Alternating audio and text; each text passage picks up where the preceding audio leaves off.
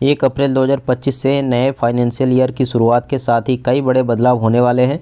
तो अगर आपने भी पोस्ट ऑफिस में या फिर किसी बैंक में एफडी करे हैं या फिर कोई अन्य स्कीम में पैसा जमा किए हैं तो अब आपको ज़्यादा टैक्स छूट मिलने वाला है। अगर आप भी फ़ोन पे, गूगल पे या फिर पेटीएम चलाते हैं तो आपके नंबर पे ये सभी ऐप अब बंद हो सकता है। कौन से ऐसे नंबर है जिस पे यूपीआई सेवा बंद होने वाला है और पोस्ट ऑफिस में अब आपको कितने रुपए पे टैक्स छूट मिलने वाला है, कितने पे आपको टैक्स नहीं देना होगा, इस वीडियो में पूरा डिस्कस करने वाले हैं। केंद्रीय वित्त मंत्री जी द्वारा बजट 2024 में टैक्स से जुड़े कई सुधारों की घोषणा की गई थी, जिसमें टीडीएस के नए नियम भी शामिल है।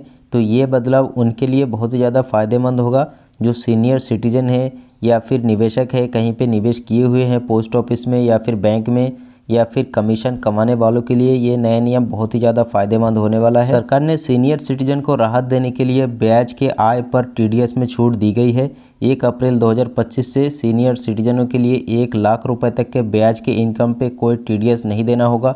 ये छूट फिक्स डिपॉजिट स्कीम या फिर recurring deposit scheme, post office में आरडी स्कीम में अगर पैसा जमा किए हैं या फिर पोस्ट ऑफिस या बैंक में कोई दूसरे स्कीम में पैसा जमा किए हो जिससे हर महीने ब्याज के रूप में इनकम मिलता हो तो उसमें 1 लाख रुपए के इनकम पे कोई टैक्स नहीं देना होगा। लेकिन अगर ब्याज का इनकम 1 लाख रुपए से ज़्यादा हो तो 1 लाख रुपए से ज़्यादा जितना ब्याज होगा उसमें टीडीएस कटेगा। यूपीआई का इस्तेमाल करने वालों लाखों यूज़र के लिए जल्द ही बड़ा बदलाव होने जा रहा है। National payment corporation of India ने बैंकों और यूपीआई ऐप्स के लिए नया गाइडलाइन जारी कर दिया है जो 1 अप्रैल 2025 से लागू होने वाला है। इस बदलाव के तहत बैंकों और यूपीआई सर्विस प्रोवाइडर को यूपीआई यूज़र के मोबाइल नंबर की जानकारी हर हफ्ते अपडेट करनी होगी ताकि गलत ट्रांजैक्शन और सिक्योरिटी से जुड़ी समस्याओं को रोका जा सके।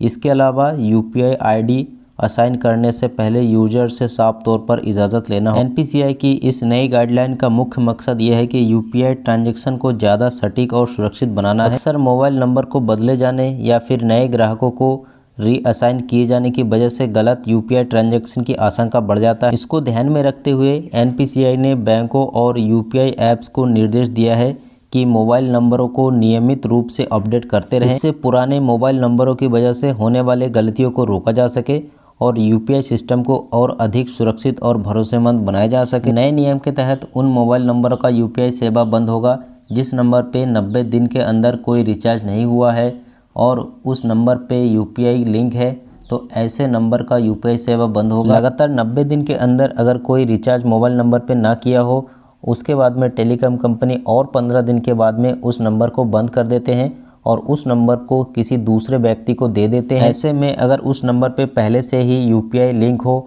और टेलीकॉम कंपनी द्वारा उस नंबर को किसी दूसरे को दे दिया गया हो तो इस तरीके से स्कैम होने की खतरा बढ़ जाता है। इसी वजह से स्कैम को रोकने के लिए इन नंबरों का यूपीआई सेवा बंद होने वाला है नए गाइडलाइन के तहत। तो फ्रेंड्स, ये जानकारी आपको कैसा लगा कमेंट में हमें ज़रूर बताएं और वीडियो को लाइक, चैनल को सब्सक्राइब जरूर करें। मिलते हैं नेक्स्ट वीडियो में। Thanks for watching.